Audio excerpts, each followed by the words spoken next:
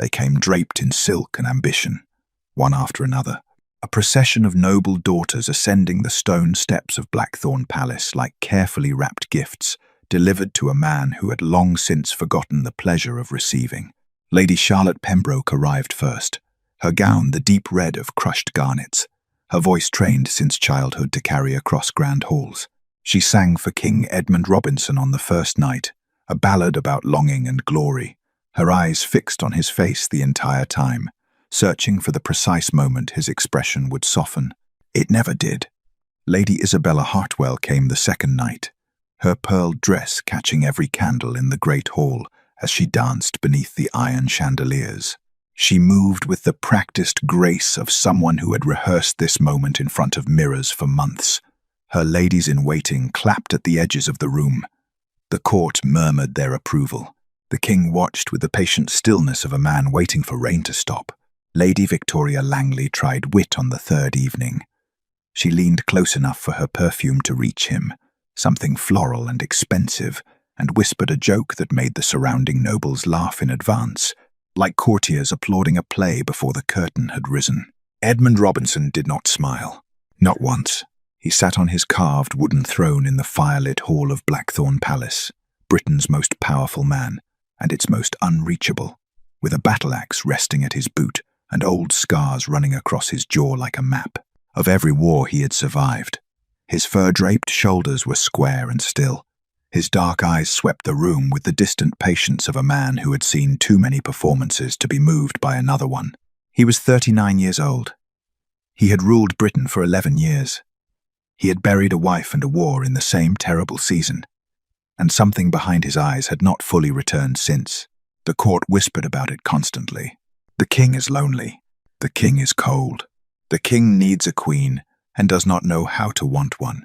For 3 nights, Blackthorn Palace had glittered with candlelight and calculation as noble families from every corner of the kingdom delivered their daughters to the great hall. 43 women had arrived by the 4th evening. 43 had attempted something beauty, talent, wit, charm, and 43 had watched the same thing happen. The king's eyes would drift back to the far wall. His jaw would settle. The distance would return. Lord Charles Hawthorne, chief advisor to the crown, observed it all from his seat near the raised dais with the careful attention of a man cataloguing problems. He had arranged this gathering himself 3 weeks of planning, letters dispatched to every great house, favors called in across 4 provinces. The kingdom needed a queen, the council needed the king settled, and Hawthorne needed the next queen to be someone he had chosen. Everything was proceeding exactly as he had designed, except for the king's face. Edmund Robinson looked like a man being slowly bored to death. Then the doors opened on the 4th night, and the woman who entered was not what anyone expected. She was not announced. There was no herald, no fanfare, no practiced pause in the doorway to let the candlelight find her best angle. She simply walked in quietly, without performance, wearing a dress of plain grey-green wool that the noble women near the entrance visibly assessed and dismissed in the same glance. Her brown hair was braided loosely over one shoulder, tied with a small ribbon the color of dried roses. She carried nothing, no gift, no instrument, no carefully rehearsed smile. Hilda Horace moved through the hall the way people move through rooms they are not trying to own, and she made her way without hesitation, without permission, directly toward the king's table. The surrounding nobles stiffened. She did not curtsy deeply. She did not compliment the gold circlet pressed into his dark hair. She did not say anything at all. She simply pulled out the chair beside King Edmund Robinson, sat down, and set a small loaf of bread on the table between them, the plain, warm kind carried up from the kitchens. The kind servants ate as though she were settling in beside a tired man at the end of a long day, rather than positioning herself before the most powerful figure in Britain. The hall went very quiet. Lady Charlotte Pembroke, still near the front of the room, let out a sharp breath of disbelief. "You intend to speak with His Majesty?" she said. Hilda turned and looked at her calmly. "No," she said. Pause. "I intend to listen." No one in the hall moved. King Edmund Robinson, who had not looked directly at a woman all evening, who had stared past performers and beauty and rehearsed brilliance for 3 full nights, turned his head. He looked at Hilda Horace, not with irritation, not with the polite blankness he had given the others, with something that had not crossed his face in months: curiosity. His eyes moved from her face to the bread on the table between them, simple, warm, unremarkable, and something shifted in his expression that no one in the court could quite name. Around him, silk rustled and whispers sharpened, but the king said nothing yet. He simply looked at the woman who had not tried to impress him, and for the first time, in 3 days of performances, he did not look away. Before we continue, please hit the subscribe and like button and tell me which city you're tuning in from. I love to know where this story found you. Now let's dive in. The court did not know it yet, but everything was about to change, not because of what Hilda Horace would say to the king that night, but because of what she would not say, and because of what Edmund Robinson, warrior king of Britain, had not said to anyone in 2 long silent years. For several minutes, neither of them spoke. The music continued at the far end of the hall, a string quartet, playing something elegant and forgettable, and servants moved between the long tables carrying silver trays. Candles burned low in their iron holders. The night wore on around them the way nights do when no one is paying attention to anything except one thing, and the one thing every person in that hall was paying attention to was the plain woman sitting beside the king. The nobles watched her the way hawks watch an unfamiliar bird land in familiar territory.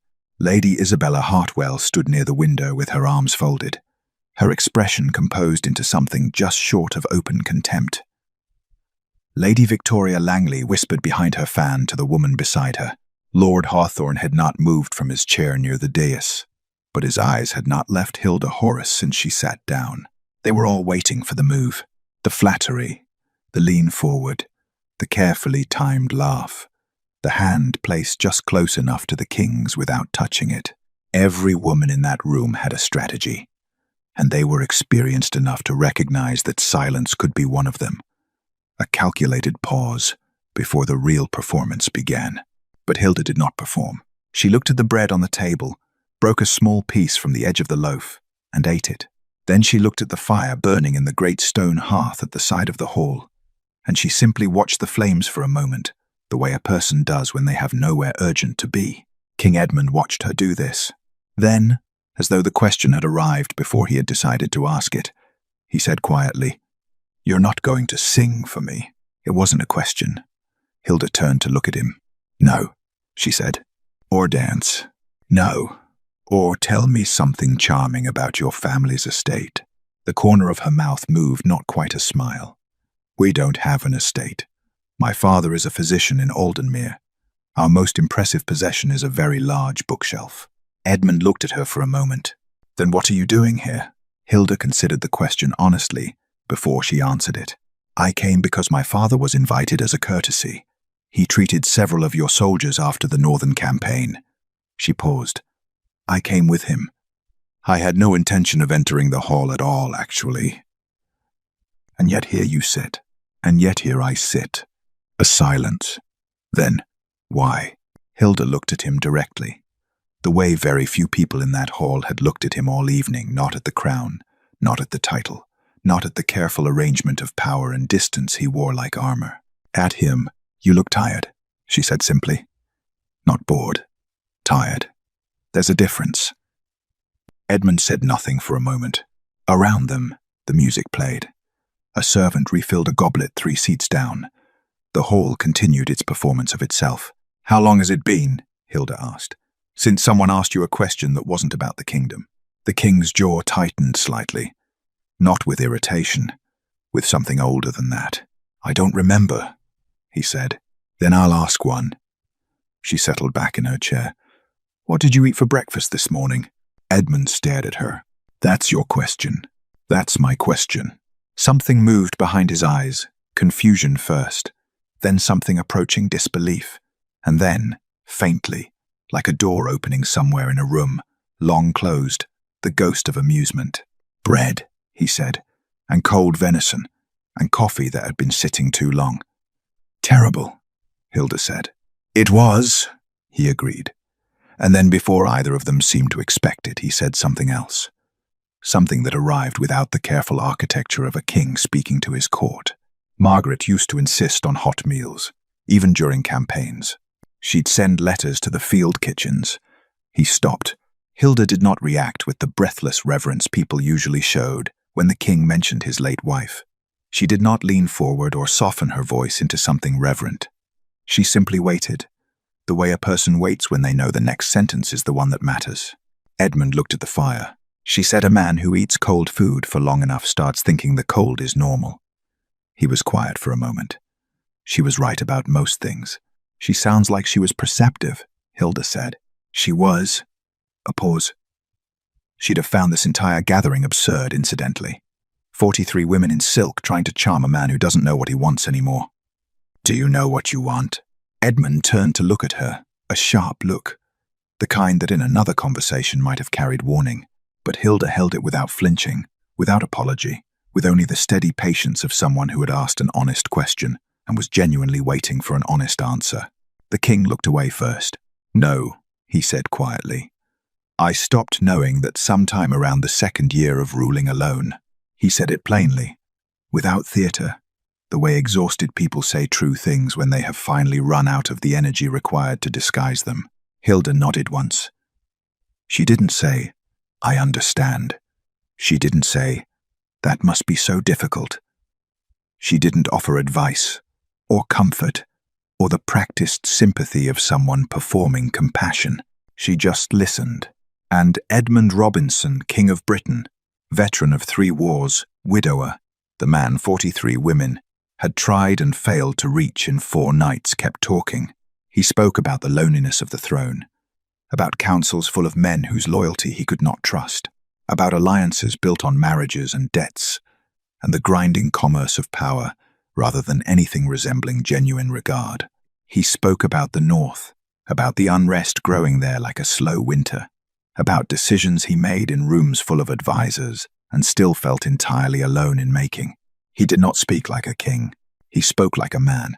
And at some point, neither of them could have said exactly when Edmund said something that surprised even himself. And Hilda responded with a quiet observation so plainly true that it landed in his chest like something familiar he had forgotten he'd lost. And King Edmund Robinson laughed. It was short, surprised. A single, unguarded sound that escaped before he could contain it. The laugh of a man who had not expected to find anything funny and had been caught off guard by his own reaction. 3 tables away, Lady Isabella Hartwell stopped mid-sentence. Lord Hawthorne's eyes narrowed. A servant paused mid-step, looked toward the king's table, and then quickly looked away. The hall did not erupt, nothing so dramatic, but a ripple moved through it, quiet, invisible, undeniable, as the people closest to the throne registered what they had just witnessed. The king had laughed, and the woman sitting beside him had not done a single remarkable thing to earn it. That, somehow, was the most remarkable thing of all.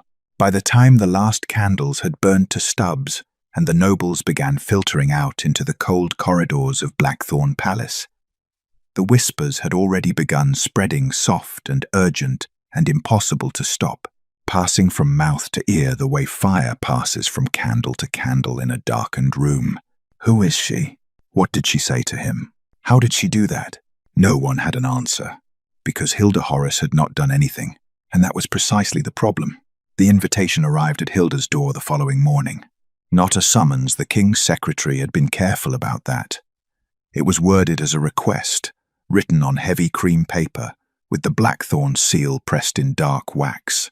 His Majesty would be pleased by your company this evening, should you be available. Her father had read it twice, set it down on the breakfast table, and looked at his daughter with the expression of a man trying to calculate something he didn't have enough numbers for. Hilda had folded it neatly and said she supposed she would go. By noon, the entire palace knew. Lord Charles Hawthorne learned of it before the ink on the invitation was dry. He had people for that, quiet people, useful people, scattered through the palace staff like threads woven into a fabric most could not see. He heard about the invitation while reviewing trade documents in his private study, and he set his pen down with the careful deliberateness of a man who understood that small things, left unexamined, had a habit of becoming large ones. He had watched Hilda Horace the previous night with the practiced attention of someone who had spent 30 years in royal courts, reading people the way other men read maps. He had expected to understand her quickly. He did not. She had no obvious strategy, no visible ambition. She wore no jewels. She had accepted no position near the king's table. She had simply occupied it, without permission and without apology, and then done the strangest thing Hawthorne had witnessed in 3 decades of court politics. Nothing. She had done nothing, asked for nothing, offered nothing, and somehow, inexplicably, the king had laughed. Hawthorne leaned back in his chair and pressed 2 fingers to his mouth, thinking. In his experience, the most dangerous people in any court were not the ones who wanted too much. They were the ones whose wanting was invisible. Lady Isabella Hartwell arrived at his study by mid-afternoon, which did not surprise him. She sat across from his desk with her back straight and her expression arranged into something that was meant to appear composed and only partially succeeded. "You saw it," she said. "I saw it." He laughed, Hawthorne. He hasn't laughed in this hall since before the Queen died. Her voice carried the particular tightness of someone who had invested significantly in an outcome now under threat. "I've been preparing for this gathering for 4 months. 4 months. And that woman walked in wearing a kitchen dress and sat down beside him like she owned the chair. And he, Isabella."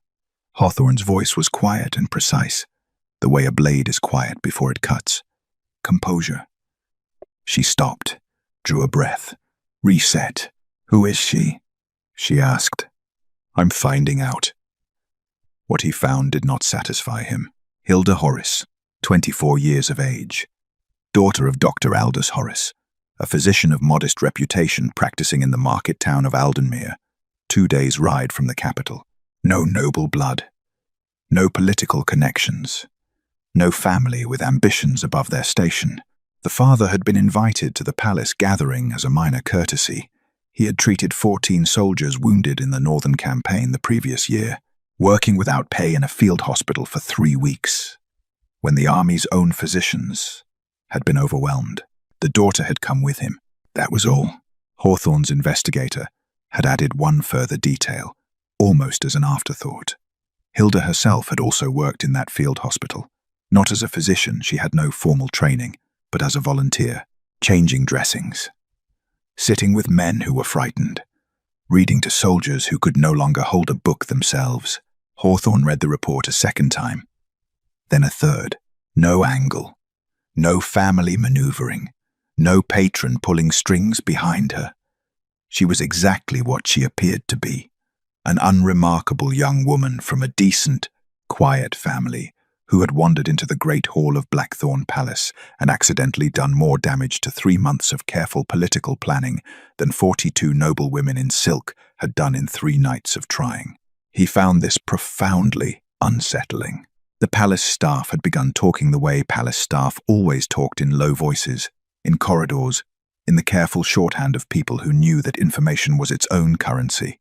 The king ate a full breakfast this morning. He asked for the fire to be lit in the east sitting room before she arrived. He dismissed 2 council appointments to extend the evening.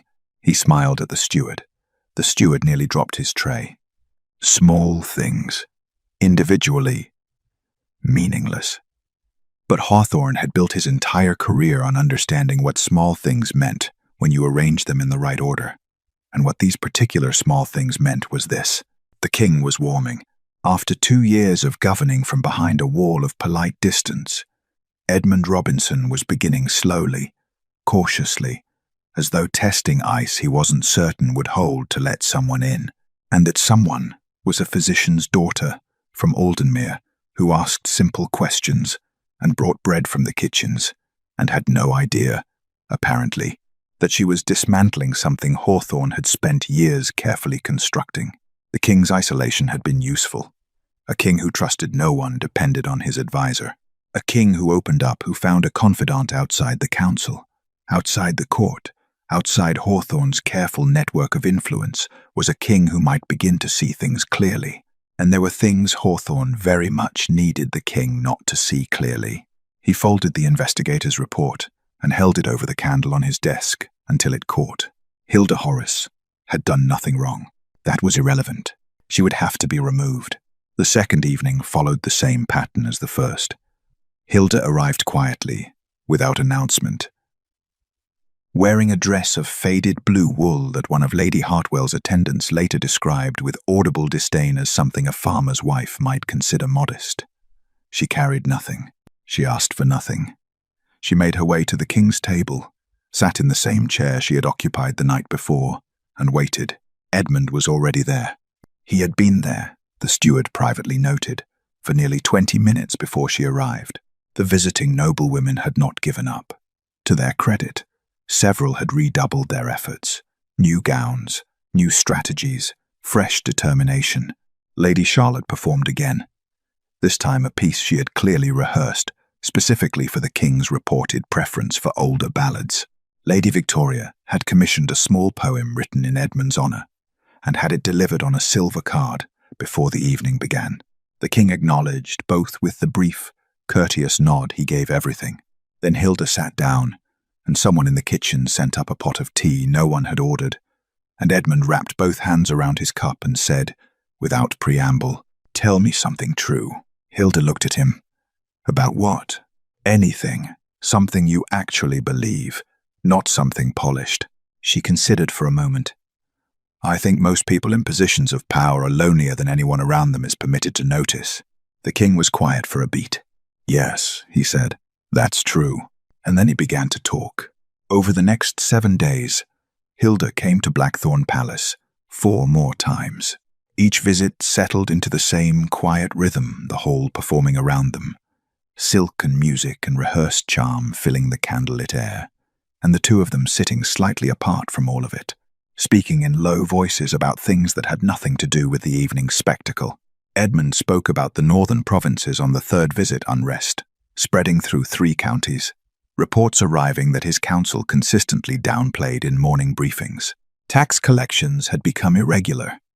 2 local magistrates had stopped responding to the Crown's correspondence entirely. He had raised both concerns in council 6 months ago, and been assured, smoothly and collectively, that the situation was being managed. "And is it?" Hilda asked. "I don't know," Edmund said. "And that's the problem. I used to know things. I had sources outside the council, outside the court. After Margaret died, I stopped maintaining them. I stopped." He paused.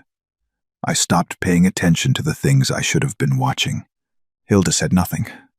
She did not fill the silence with reassurance. "There's a minister on my Eastern Trade Committee," Edmund continued, after a moment, "who has voted against Crown interest 11 times in the past 2 years.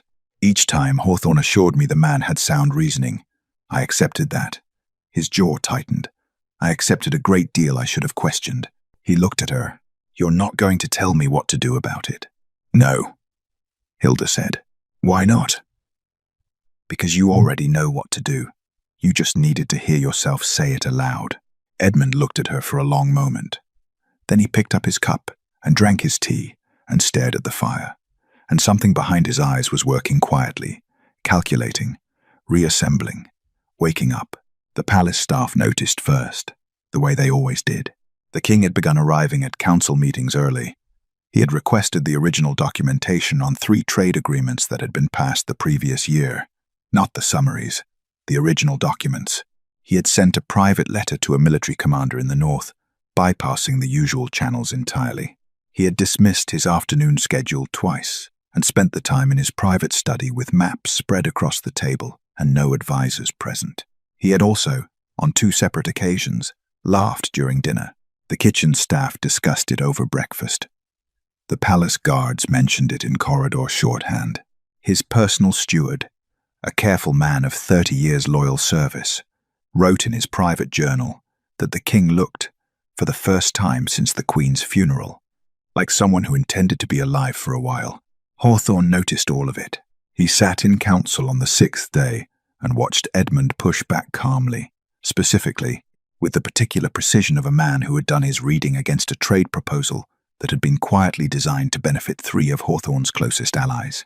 The king asked 2 questions that should not have been possible to ask without access to documents Hawthorne had ensured were buried in archive language. Edmund had found them anyway. Hawthorne kept his expression neutral throughout. He agreed with the king's concerns graciously. He promised a revised proposal by the week's end. Then he returned to his study, closed the door, and stood at the window, overlooking the palace courtyard for a long time. Below, in the late afternoon light, Hilda Horace was crossing the courtyard on her way out. She paused to exchange a few words with one of the younger palace guards, something ordinary, a brief smile, nothing remarkable, and then continued toward the gate. Hawthorne watched her until she disappeared. He had underestimated the problem. The king was not simply happier. The king was becoming himself again. And a king who was fully himself was a king Hawthorne could not manage. That distinction, he understood with cold clarity, changed everything. The hall emptied slowly that night, the way halls do when no one wants to be the first to leave, but everyone has run out of reasons to stay. The musicians packed their instruments. Servants extinguished the outer candles, working inward from the walls so that the light contracted gradually toward the center of the room, like a fire burning down to its last coals. The noblewomen departed in clusters, some with forced brightness, some with barely concealed frustration, all of them casting a final glance toward the king's table before the doors closed behind them. Edmund did not move. Neither did Hilda. When the last servant had withdrawn to a respectful distance and the hall had settled into the particular quiet of a large stone room at night, the king set down his cup and looked at the table for a moment, as though arranging words he had been carrying for some time and was only now deciding to put down. "I need to tell you something," he said. Hilda waited. "I've been building a case for 3 months," Edmund said quietly. "Quietly, without the council's knowledge. What I'm about to say I haven't said to anyone inside this palace." He looked at her directly. "I'm telling you because you're the only person in this building I currently trust, which is either a sign of good judgment or a remarkable one, given that I've known you for 9 days. Possibly both," Hilda said. The ghost of a smile crossed his face. Then it passed. "Hawthorne has been managing this kingdom for years," Edmund said. "Not ruling it, that distinction matters. I rule it. But he has been managing it the way a man manages a complicated machine he has no intention of relinquishing. Ministers who owe their appointments to him. Trade committees structured so that his allies' interests align with crown decisions. Information filtered through his office before it reaches mine." He paused. "I accepted all of it because, after Margaret died, I didn't have the energy to see it clearly. I trusted him to run the machinery while He stopped. "While I was elsewhere." Hilda said nothing. Outside, wind moved against the high windows. "He has been urging me to remarry for over a year," Edmund continued. "I understood that as political counsel. A king needs an heir. The kingdom needs stability. I accepted the logic." He looked at the candle between them. "What I didn't understand until recently is why he cared so specifically about which woman I chose." Hilda felt something shift in her thinking, a quiet rearrangement, pieces settling into a shape she had been half seeing for days. "He chose them," she said. It was not quite a question. "Most of them," Edmund said. "Not all. Some families sent daughters on their own ambition. But the ones he favored, the ones he mentioned repeatedly in private council, the ones whose fathers have business before the Crown's trade committee, he let the sentence complete itself. If you married a woman whose loyalty was to Hawthorne," Hilda said slowly, "he wouldn't need to manage the machinery anymore. He would be the machinery," Edmund said. "A queen who reports to him, an heir raised in his influence, and a king." He paused. A king who might never realize the walls had closed around him until they were already there. The silence between them was different now, heavier. Hilda looked at the table. She thought about the hall over the past 9 days, the women who had arrived, the ones Hawthorne had greeted personally, the ones he had steered subtly toward the king's sightline. She thought about the investigator she had noticed twice near her father's rented rooms in the city, a man she had mentioned to no one because she hadn't been certain enough to name it. She was certain now. "He knows you're changing," she said. "Yes, and he knows I'm the reason." Edmund did not deny it. Then he's not going to wait much longer, Hilda said. A man who has spent years building something doesn't dismantle it quietly. If he feels the ground shifting, she stopped, he'll move publicly, something large enough to be irreversible before you can respond. I know, Edmund said. Then you need to be ready before he is. I'm working on it. He looked at her. But Hilda, if he moves against you, then he moves against me, she said simply. I haven't done anything wrong. That won't matter to him. No, she agreed, but it will matter to you, and you're the king. Edmund studied her face for a long moment, the same steady, unperformative calm she had carried into this hall 9 days ago, and something in his expression tightened with a feeling that was harder to name than respect, and not yet ready to be named as anything else. 3 floors above the empty hall, Hawthorne stood at his desk. Before him lay a single sheet of paper. Not a letter, not a report. A list of names, witnesses, nobles with grievances, ministers who could be persuaded to speak publicly if the occasion were properly arranged. He had been planning cautiously. Now he planned quickly.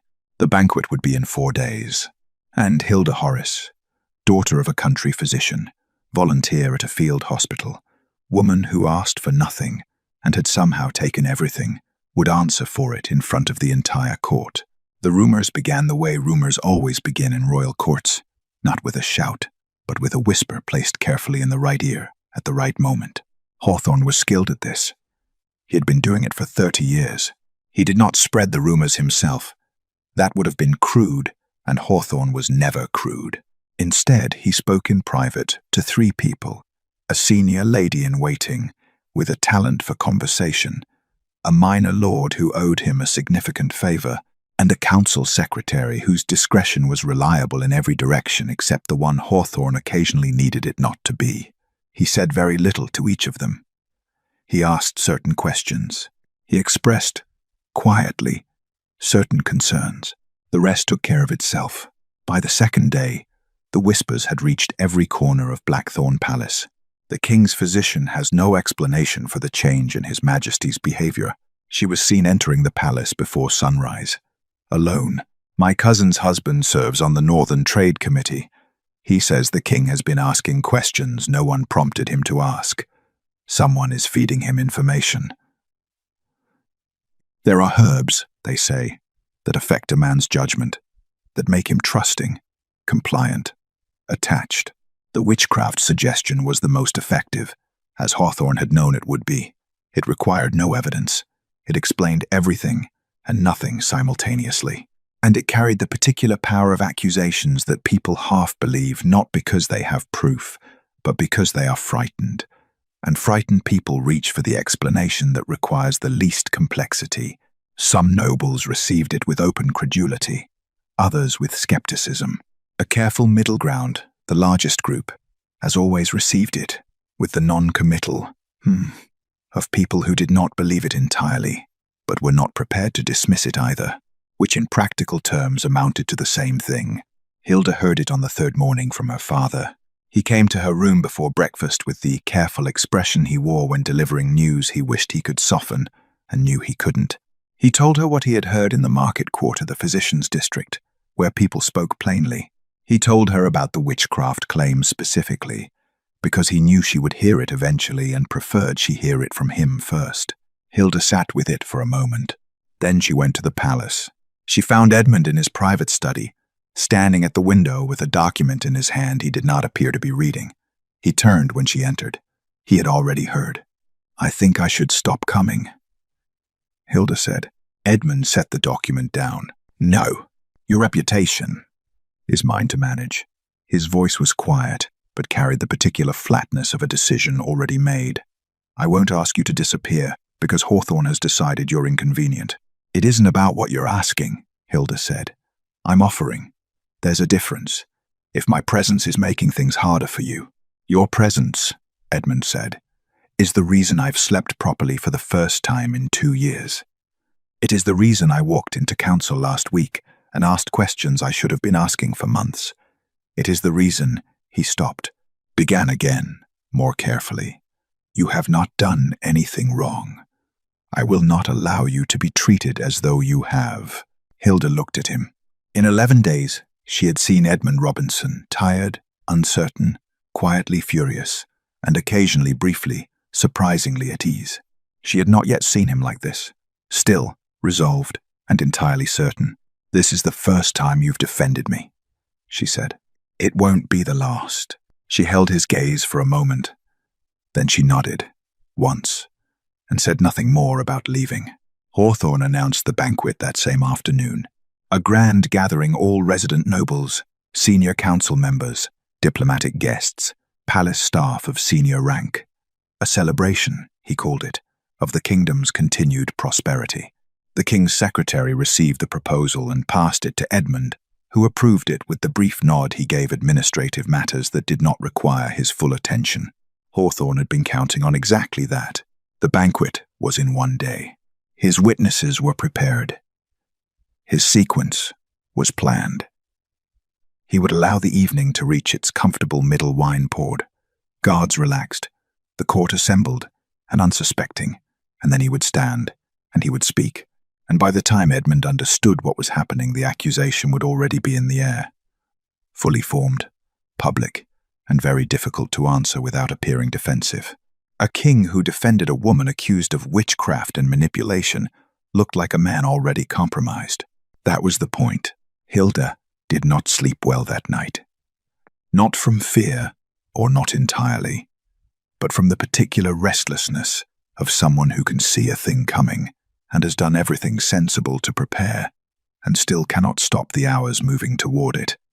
She lay in the dark of her father's rented rooms and listened to the city settle into quiet around her. Tomorrow the court would gather.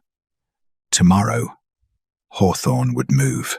And Hilda Horace, who had walked into a palace with no plan and no ambition, and nothing to offer except the willingness to sit beside a tired man and listen, would find out what that was worth when the room turned against. Here, the banquet was everything Hawthorne had designed it to be. The great hall of Blackthorn Palace had been dressed for the occasion, fresh candles in every iron holder, the long tables arranged in formal rows, the good silver brought up from the vaults. Diplomats from 2 neighboring territories occupied the seats of honor. Senior council members filled the upper tables. Every noble currently residing at the palace had been invited, and every one of them had come because an invitation from the king's chief advisor to a grand banquet was not the kind of thing one declined without consequence. Hilda sat near the middle of the hall at a modest table, beside her father, who had also received an invitation and had accepted it with the quiet unease of a man who understood he was being included for a reason he had not yet identified. Edmund sat at the head of the hall on the raised platform, as he always did. He had spoken briefly with Hilda before the banquet began, a few words in a corridor. Nothing that would draw attention, and she had seen in his face that he knew, not the details, but the shape of it. "Be ready," was all he had said. The evening proceeded normally for nearly 2 hours. Food was served. Wine was poured. Conversation filled the hall with the particular texture of a formal gathering, polished on the surface, watchful underneath. Hawthorne moved through it gracefully, the perfect host, pausing at tables, laughing at the right moments, pressing shoulders with the ease of a man entirely comfortable in his own architecture. Hilda watched him and ate almost nothing. He stood when the dessert plates were being cleared. The timing was deliberate, late enough that the wine had done its work on the room, early enough that people were still fully present. He rose from his seat at the upper table, and the particular quality of his posture, the practiced authority of a man accustomed to being listened to, caused the hall to quiet around him in stages, table by table, the way a wave moves outward from a dropped stone. "Your Majesty," he began, with a respectful incline of his head toward Edmund. "My lords, distinguished guests." He paused. "Let the silence settle. It is my duty, painful as it is, to bring a matter before this court that concerns the integrity of the crown." The hall went very still. For the past 11 days, a woman without title, without political standing, and without invitation has inserted herself into His Majesty's private confidence. Hawthorne's voice was measured and grave, the voice of a man reluctant to say what must be said. "During this time, The king's behavior has changed markedly. His judgment on council matters has become erratic. He has questioned long-standing agreements without cause. He has withdrawn from trusted advisors in favor of a brief, weighted pause. A country physician's daughter, whose methods of influence this court has not examined, and whose intentions remain entirely unclear. He let that land. Around the hall, faces turned. Some toward Hawthorne, some toward Hilda, some toward the king. "I put it to this court," Hawthorne said, "that Miss Hilda Horace has manipulated His Majesty through means we cannot yet fully name, and that the Crown's interests require her immediate removal from Hawthorne." The king's voice was not loud. It did not need to be. The hall contracted around the single word. Hawthorne stopped mid-sentence, and in the silence that followed, Edmund Robinson rose from his chair at the head of the room unhurried, entirely composed, and looked down the length of the hall, with the expression of a man who has been waiting for something and is faintly relieved it has finally arrived. "You've made a claim before this court," Edmund said. "I'll give you the opportunity to support it." He paused. "Tell me what Miss Horace asked of me." Hawthorne blinked. "Your Majesty, it's a simple question. In 11 days of private access to the king, what did she request?" A beat of silence. "Power," Hawthorne said. "Influence over." "No." Edmund's voice was calm and absolute. "Try again." Hawthorne's jaw tightened almost imperceptibly. "Position. A title, perhaps. Or, no." The king let the silence hold for a moment. "Wealth. Land. Appointment for her father. Information. Advantage of any kind." He looked around the hall slowly. "In 11 evenings, this woman asked me for nothing. Not once. I want this court to hold that fact while I show them something else." He nodded toward the door.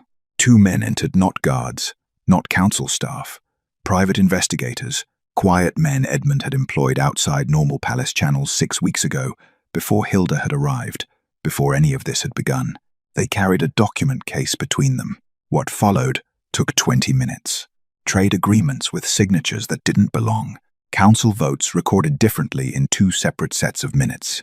One for the official record, one kept in a locked drawer in Hawthorne's office, that his own secretary, it emerged, had copied under quiet duress. Letters between Hawthorne and 3 noble families, whose daughters had attended the gathering letters that discussed not romance but leverage, not matrimony but control. The hall received it in stages. Confusion first, then the gradual, uncomfortable rearrangement of understanding that occurs when people realize the architecture they have been living inside was built for someone else's purpose. Hawthorne stood at his place through all of it. His expression remained composed for longer than most men could have managed. But composure, Hilda had learned, was not the same as stillness, and she could see, from where she sat, the precise moment it began to cost him something. "Lord Hawthorne," Edmund said, when the last document had been presented, "you came before this court tonight to accuse a woman who asked me for nothing." He looked at him directly. "I am asking this court to consider what you asked for, and what you took." The silence was complete. Then Edmund looked toward the door, and the guards stepped forward. Hawthorne recovered quickly. Hilda had expected that. A man who had spent 30 years navigating royal courts did not collapse at the first application of pressure. He straightened at his table, drew a measured breath, and addressed the hall with the composure of someone who had prepared for this possibility and had prepared well. "Your Majesty." His voice was steady, respectful, wounded, even the particular wound of a man falsely accused. These documents require context that a selective presentation cannot provide. Trade agreements of this complexity necessarily involve Lord Mercer, Edmund said. A senior council member near the upper table rose slowly from his seat. He was 60 years old, grey-haired, and had served on Edmund's council for 9 years. He looked at Hawthorne with the expression of a man setting down something heavy he had been carrying for too long. "The vote on the Aldenmere trade revision," Edmund said. "Tell the court how it was recorded in the official minutes." Mercer clasped his hands in front of him. 4 in favor, 3 opposed. "And how did you actually vote, Lord Mercer?" A pause that carried the weight of everything unsaid in it. Opposed, Mercer said quietly, as did Lords Fenwick and Carrow. The record was altered before it reached the archive. The hall absorbed this in silence. Hawthorne turned toward Mercer with an expression that was no longer wounded. It was something harder. You would perjure yourself before the Crown based on, "I have the original tally sheet," Mercer said. I kept it because I knew this day would come eventually, and I was not certain I would have the courage to speak when it did. He looked at the king. I am speaking now. After that, it moved quickly. Lord Fenwick confirmed Mercer's account. A palace secretary, young, visibly frightened, clearly relieved, produced a second set of council minutes that had been maintained in parallel to the official record for over 2 years. A merchant factor, called in from an anteroom where he had been waiting since before the banquet began, described in plain commercial language a series of import arrangements that had redirected significant crown revenue through a private account connected, through 2 intermediaries, to Hawthorne's family estate. Each witness was brief. Each account was specific, and each one removed another section of the architecture Hawthorne had built until what remained was no longer a structure but a collection of exposed pieces that could not be reassembled into anything defensible. Hawthorne attempted it twice more. Once with legal argument, the jurisdictional complexity of the trade arrangements, the ambiguity of council procedure. Once with something closer to appeal, 30 years of service, decisions made under pressure, the difficulty of managing a kingdom during a period of war and grief and political instability. That second attempt landed badly. The hall understood what was not being said in it, that he had used the king's grief as cover, and that the king was in the room and could hear him say so. Edmund did not respond to either attempt. He simply waited, with the patience of a man who had the evidence and the authority and had no need to argue. Lord Charles Hawthorne. The king's voice carried to every corner of the silent hall. By your own record and the testimony of this court, you have manipulated the instruments of this crown for private advantage. You have altered official records. You have compromised the council's independence. And you came before this gathering tonight intending to destroy an innocent woman in order to protect what you had taken. He looked at him steadily. You will be remanded to the custody of the Crown's Justice Office pending a full accounting. He nodded toward the guards at the door. Hawthorne said nothing as they approached. Whatever composure remained to him, he used it for that to walk out of the great hall of Blackthorn Palace without being led, without stumbling, with his back straight and his face arranged into an expression that gave nothing further away. The doors closed behind him. The hall remained quiet for a long moment. Then Edmund turned, and for the first time that evening looked directly at Hilda across the length of the room. Miss Horace came to this palace without title or invitation, he said, to the court, and to no one in particular. She did not advise me. She did not maneuver. She did not ask for a single thing. He paused. She listened, and because she listened, I remembered how to think clearly. He looked around the assembled faces, nobles, diplomats, council members, staff. That is the full extent of her influence on this crown. I wanted this court to know it plainly. The silence that followed was different from the one before. Softer, something in it that resembled, if not quite shame, then recognition. Lady Charlotte Pembroke looked at her hands. Lord Mercer gave Hilda a brief, sincere nod. Several faces that had watched her for 11 days with suspicion now held something more complicated and considerably more respectful. Hilda's father, beside her, reached over and placed his hand quietly over hers. She did not say anything. There was nothing that needed saying. Outside, somewhere beyond the palace walls, the city went about its evening unremarkable and steady, the way life continues after the thing that threatened to disrupt it has been removed. Inside Blackthorn Palace, for the first time in a very long time, the air felt clean. 3 weeks passed. The council was restructured quietly, and without ceremony 3 ministers replaced, 2 appointments reviewed, a new record-keeping procedure implemented that required dual verification on all official votes. Lord Mercer was asked to serve in an expanded capacity. The northern provinces received a direct communication from the Crown, bypassing the usual administrative channels, and 2 of Edmund's most trusted military commanders were dispatched to assess the situation with their own eyes, rather than Hawthorne's filtered reports. The palace settled into something it had apparently not been for some time. Itself. Hilda had returned to Aldenmere with her father the morning after the banquet. There had been no dramatic farewell. Edmund had sent a brief note private, not formal, thanking her for her presence and her honesty, and wishing her safe travel. She had read it twice, folded it carefully, and placed it in the inside pocket of her travelling bag where it rode against her ribs the 2 days home. She went back to her father's house, back to the bookshelf her father had described to the king, back to the ordinary rhythms of a modest life in a market town, the morning routines, the neighbours, the work her father needed help with, the small and unremarkable architecture of days that asked nothing extraordinary of her. She had been home for 9 days when the second letter arrived. This one was longer. The palace gardens were at their best in early summer. Hilda had forgotten that, or rather, she had never known it, having arrived at Blackthorn Palace in the grey end of autumn when the gardens were bare branches and dormant earth. Now, walking through them in the long gold light of a June evening, she understood why people wrote poems about this particular place. Roses climbed the stone walls in cascades of cream and deep pink. Lavender lined the gravel paths in low purple rows. The air smelled of warm stone and cut grass, and something floral she couldn't name.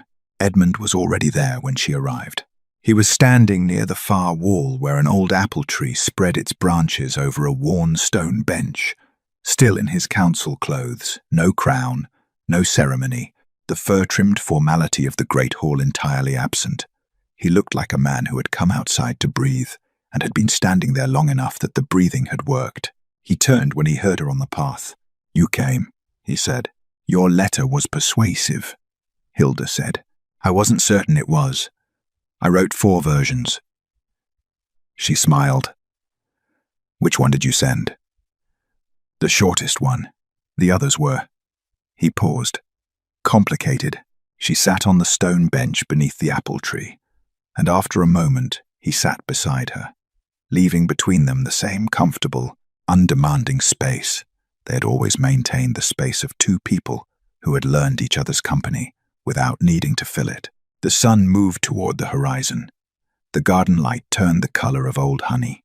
Edmund looked at his hands. "I want to tell you something," he said. "I've been trying to find the right words for it since the night of the banquet, and I haven't, entirely. But I think I've waited long enough." Hilda waited. "After Margaret died," he said, "I was surrounded by people every hour of every day. Council, staff, advisors, visitors. The machinery of the kingdom does not pause for grief. I learned that within the first week." He was quiet for a moment. "I was never alone, and I was completely alone. For 2 years, those 2 things were simultaneously true, and I had stopped expecting that to change." He turned to look at her. "You changed it. Not by doing anything remarkable. Not by solving anything or advising anything or performing any of the things people perform when they want something from a king." His voice was steady and unhurried. "You simply sat beside me and let me be a person. You gave me silence that didn't ask anything of me. I had forgotten that was possible." He paused. "I don't think you understand how rare that is." Hilda held his gaze. "I think you needed someone to remind you that you were still there." "Yes," Edmund said quietly. "That is exactly what I needed." The garden held them in its long summer quiet birdsong somewhere in the apple tree above them. The distant sound of the city beyond the palace walls. The small and ordinary music of an evening in June. "I would like you to stay," Edmund said. "Not as an advisor, not in any formal capacity." He considered his next words carefully. "As someone I trust, as someone whose company I—" He stopped, began again. "I am not asking you to decide anything today. I am asking you to consider the possibility of more time, more evenings, more honest conversation." The corner of his mouth moved. "More bread from the kitchen, perhaps."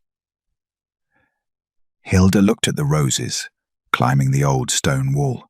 She thought about the letter she had carried home against her ribs for 9 days, about the 4 versions he had written and discarded, about a king who had spent 2 years frozen inside his own silence and had thawed, Not because someone had been brilliant or beautiful or strategic, but because someone had simply stayed still long enough to hear him. "Yes," she said. Nothing more elaborate than that. Just yes, the same plain, honest currency she had always traded in. Edmund looked at her, and the expression on his face was the one she had first glimpsed on the night she sat beside him. Not the careful blankness of a king managing his court, but something unguarded and genuine and quietly astonished, as though he kept expecting the warmth to be temporary and kept finding it wasn't. The sun finished its descent behind the palace walls, the garden filled with the soft blue of early evening, and in a kingdom where power had always belonged to the loudest voices, where silk and ambition and carefully rehearsed performance had long been the currencies of influence. The woman who had changed everything sat quietly in a garden with a tired king who was learning, slowly, that he was no longer alone. She had not seduced him. She had not flattered him. She had not asked him for a single thing. She had only listened, and that, in the end, had been everything. If this story stayed with you, leave a word in the comments and don't forget to subscribe. Your voice is what decides what gets told next.